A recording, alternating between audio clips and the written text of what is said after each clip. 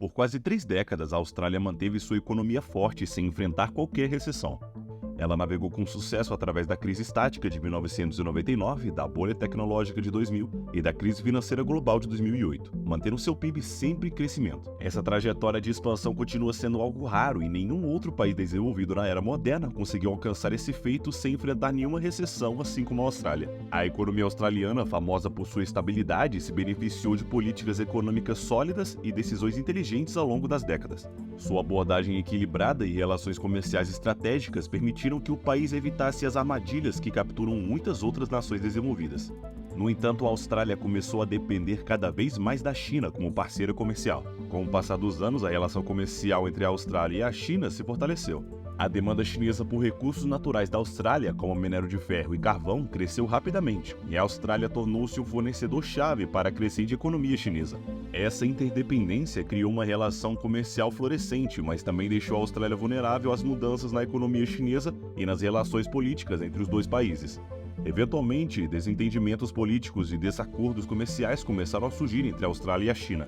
Questões como diferenças políticas externas, direitos humanos e questões de segurança nacional se tornaram pontos de tensão. O aumento das tensões resultou numa guerra comercial, com ambos os países impondo tarifas e restrições uns aos outros. Mas como esse crescimento constante acabou se tornando uma dependência e levou a um conflito comercial com a China? É o que vamos explorar nesse vídeo. Conhecimento Mestre apresenta A Disputa das Nações.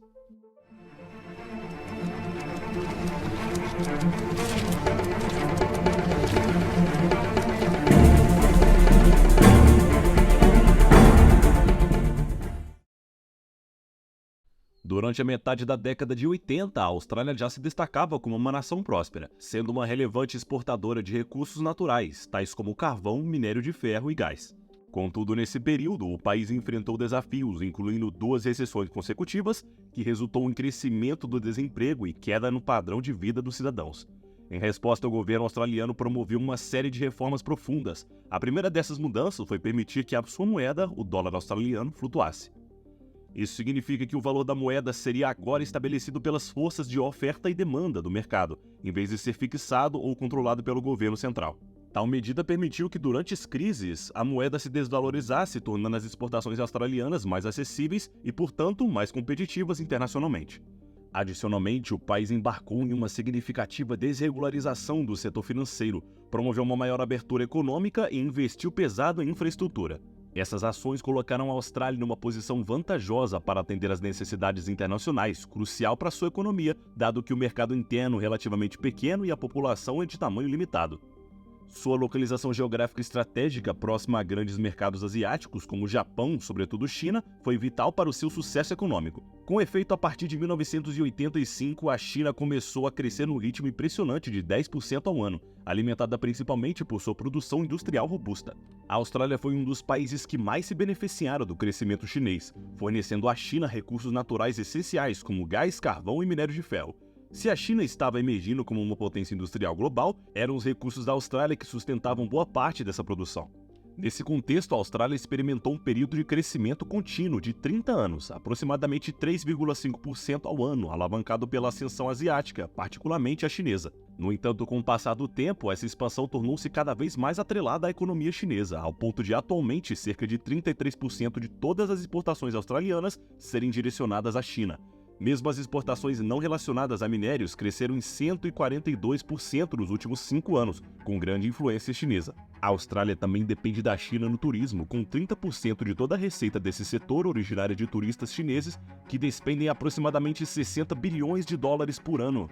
Além disso, vale destacar que atualmente existe um contingente significativo de chineses residindo na Austrália.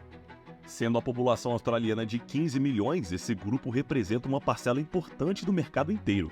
Essa relação se estende ainda às universidades australianas, classificadas entre as melhores do mundo, que recebem um grande número de estudantes chineses. As 2 maiores instituições de ensino do país, por exemplo, têm 25% da sua receita oriunda desses alunos, um financiamento essencial para sustentar esse segmento vital da economia australiana.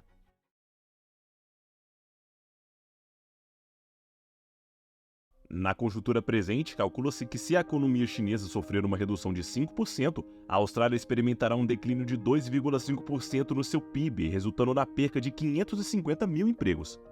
Em contrapartida, as exportações da China para a Austrália representam apenas 0,4% do PIB chinês, mostrando que a China não é tão dependente dos australianos.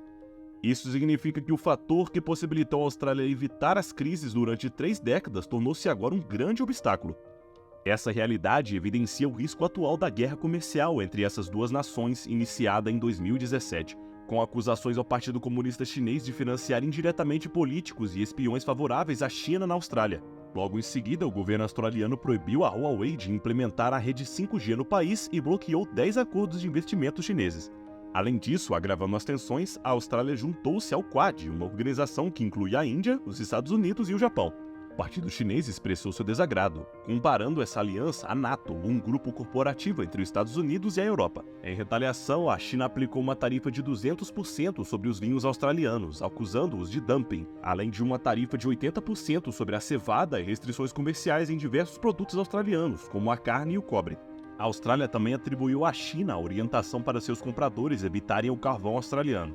É importante notar que muitos desses setores são fortemente dependentes do mercado chinês. Por exemplo, no setor vitivinícola, qual 20% das exportações eram direcionadas à China, gerando anualmente 1,2 bilhão de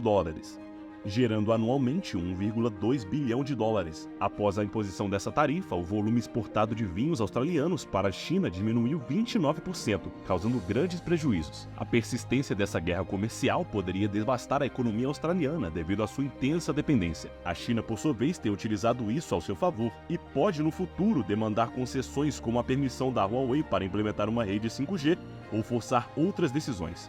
Assim, torna-se evidente o quão arriscado é depender de uma única nação, principalmente para a Austrália, alinhada ao Ocidente, mas dependente da China, que possui um sistema de governo e perspectivas bastante diferentes. Para a Austrália, diversificar sua economia, estabelecendo mais acordos comerciais e fortalecendo laços com outros países é fundamental. A nação que promoveu um crescimento notável para os australianos nos últimos 30 anos pode causar problemas sérios se as relações continuarem a se deteriorar.